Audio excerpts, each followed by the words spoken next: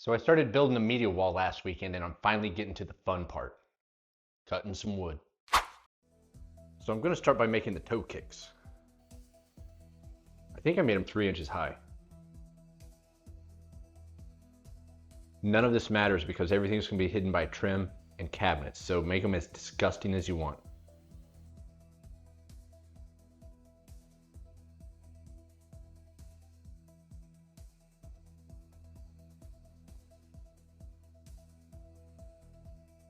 The toe kicks I'm making are just gonna be bare bones. We're not gonna use glue, we're just gonna use pocket hole screws.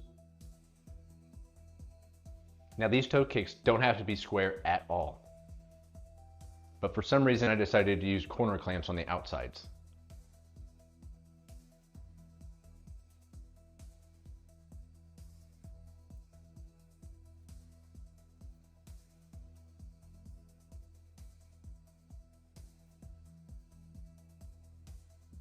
The toe kicks might actually be the most important step of this entire media wall.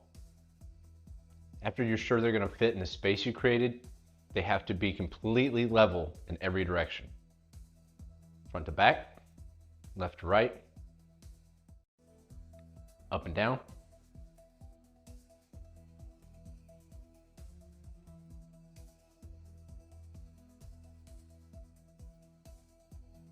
Now, unfortunately, I have to work around all these wires. On the left side is the modem, the router, the cable box, and on the right side is the components for my dog's invisible fence.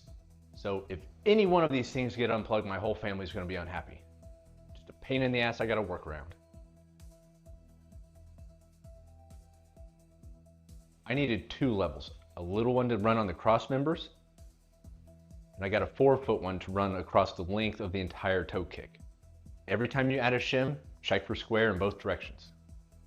If you're lucky enough to have a perfectly level floor, you might not need many shims at all. It appears that my foundation is not that level, so I did have to use quite a bit of shims. Once I got the toe kick as level as I thought I could get it, that's when I mount it to the wall. But I gotta keep in mind that every time I use a screw to mount it to the wall, it might come out of level in some areas, so double check every cross member, front to back, use my long level, check left to right, and if everything's still level, install the second screw. And then I just keep repeating this process until I got enough screws to know the toe kick is secure. After I got this toe kick installed, go to the other side, do the same thing again. Now keep in mind, this is not fine woodworking. So the voids I created for the cabinets on the left side of the bump out and the right side of the bump out are not perfectly identical. So anytime I build something for the right side, I have to go measure and build for it. Anytime I build something for the left side, I gotta measure and build for it. Now yes, in a perfect world, they would be identical in size and shape. But I don't do this for a living and it didn't work that way, so this is how we're doing it. The difference in size is only about 1/8 of an inch and you're not gonna notice it across like a 17-foot wall.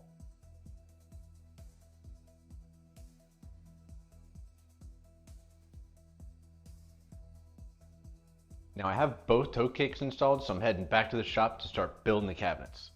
Now these are gonna be some pretty wild looking cabinets. The only time you're ever gonna see the cabinet carcass is if you open up the doors and you're only gonna see the bottom and 2 sides. Nobody ever looks up. If you get a minute, go into your kitchen, take out one of the drawers, open the cabinets, and then look up. If you've never taken a minute to go check out your construction grade kitchen cabinets, pause this video and go do it, because they're crap. It's basically like veneered particle board with a 1/4 inch bottom panel. They only use staples for fasteners. It's not put together with wood glue, it's held together by some kind of like hot glue. And the only thing in the corners keeping everything square are these little cheap plastic triangles. Go ahead, hit pause and go check it out. All right, hopefully you're back from checking out your kitchen cabinets. Let's get back to building. Now, I don't know if you've seen lumber prices lately, but it's not cheap. So I'm just gonna rough cut out the sides and the bottom. And then we're gonna use 2 and 3 inch strips for the tops and the back. Not every cabinet has to have a back to it. Not only am I saving a little bit of money by not putting backs on these, but I've got electrical outlets installed on that wall. And if I put backs on these cabinets, gotta uninstall the electrical boxes, pull them forward, remount them, rewire them. Not doing all that. We're just making sides and bottoms and using strips for the tops and backs. This method is also going to help us in the long run because it's going to leave gaps in the top where I can run the LED wires. This will make it a little easier to upgrade them in the future. For the tops of the cabinets, I use 2-inch strips. The only thing you're going to use these top strips for is installing the cabinet top. For the backs of the cabinets, I use 3-inch strips. We're going to use the back strips to secure the cabinet to the wall. I am spending a lot of time making sure all of the pieces are identical in size and shape. I don't have a panel saw, but I have had good luck in the past using the miter saw to cut these panels to height. Simply cut one side, flip it over, make sure the blade lines up with the hole you created, cut the rest of the board. Is it perfect? No. Does it work? Yes.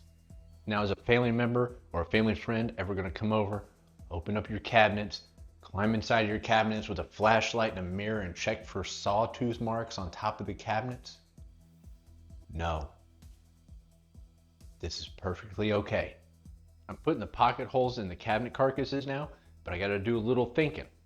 The bottoms are going to get about 5 across each side, 2 in the corners of each top, and 2 in the corners of each top and bottom back. But I got to be vigilant to make sure all of the pocket hole screws aren't visible. Anytime you're building cabinet carcasses, you can always hide the pocket screws. You can't just go willy-nilly and start slapping pocket hole screws everywhere. There's going to be holes showing. And I don't want to hear no crap about pocket hole screws in the comments. Oh, you're cheating, you're using pocket hole screws. This is literally what these were designed for. I'm going to be honest, I don't know exactly how you're supposed to use these corner clamps, but experience has showed me this is the easiest, best way I can do it. I like to find a way to clamp one board down. If it's too long, support the other end, and then apply glue to the other piece. Slip that onto the one that's already clamped down, and then you get the work done. This works great until you have to put the pocket screws on the edges. There's usually a clamp in the way, but by then the board's secure enough you can undo the clamp, put in the pocket screw, reinstall the clamp, let the glue dry. I do have to add that if you're using these corner clamps for fine woodworking, you're going to need clamping cauls.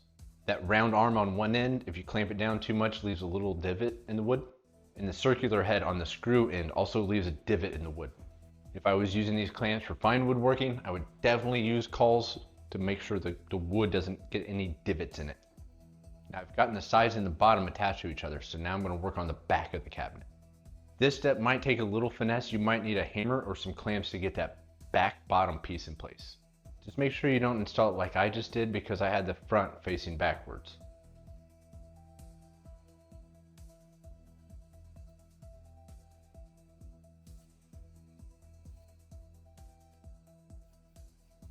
After I got the bottom back strip in place, it's time to go to the top. Now if you build your cabinets the way I just did, they're going to be forced into being square. Are they going to be perfectly square? No. Are they going to be 90.000000 degrees? No. But it doesn't matter. No family member is going to come home, no family friends are going to come over, open your cabinets, climb in with an angle finder, and discover your cabinets are 89.7 degrees. It's okay. This is okay. Just get it close. In my case, I had to start by building the outside right cabinet. If you look directly above it, there's an HVAC duct, and I used that to determine the size of the outside cabinets. The design of this whole wall was based around that freaking HVAC duct. After I got the cabinet for the right side built, go back to the shop and build the one for the left. And then repeat the same process for building the left side carcass. It is identical in size and shape. Best part about using pocket screws is you don't have to wait for the glue to dry. Once you're sure everything's secure, you can move the piece around. It's not like we're using clamps and waiting for the glue to dry before we can move stuff. And if you went to your kitchen, took out the drawer and looked at your kitchen cabinets, you're gonna know this is infinitely stronger than those construction grade cabinets you have. It may look wonky, it may look silly, but it works. After I took the left side cabinet in, I measured the void so I could go back to the shop and build the inside cabinets.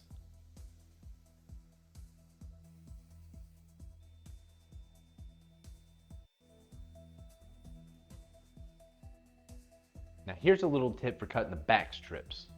The tops and the bottom of your carcasses are going to be cut to the same length. Back strips have to be cut to that length minus 2 sheets of plywood. Now you might be using 3/4 inch plywood, but it's not actually 3/4 inches. So cut your back strips to the same length as the top and bottom of your carcasses.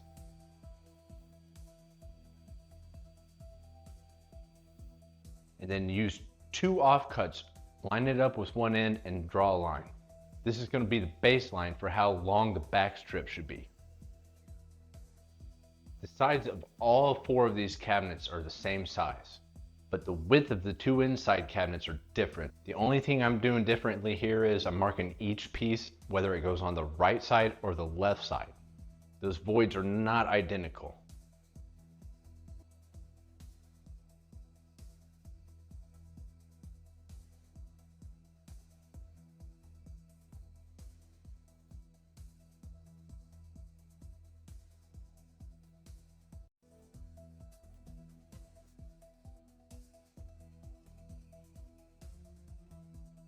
Now this is the second most critical part of this entire build. If I install the toe kicks level, then the cabinet should be level. But still, I'm gonna go back and double check. What I have to be most vigilant about though, is making sure the face of the cabinet carcasses are in the same plane.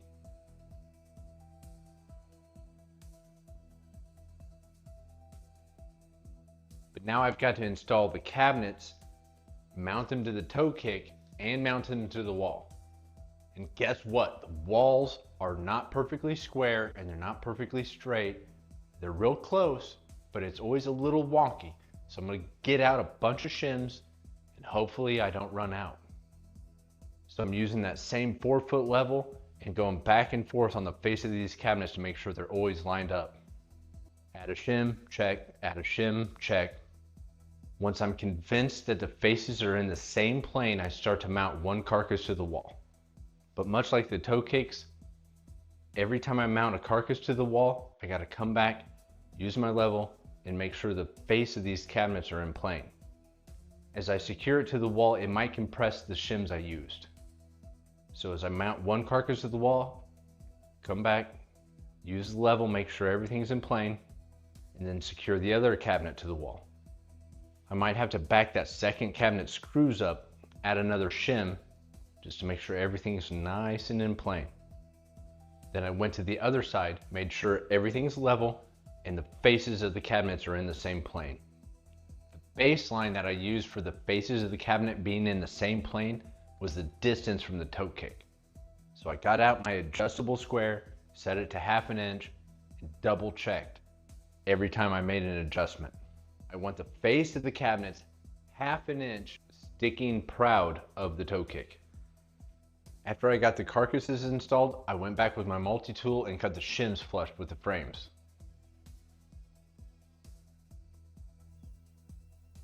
At this point, your media wall should look something like this.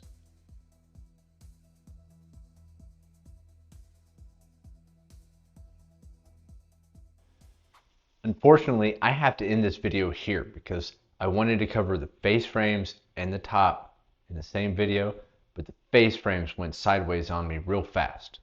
And it's going to take me a while to explain what went wrong and how to fix it. But you just watched me install toe kicks and cabinet carcasses. Get up and do it yourself.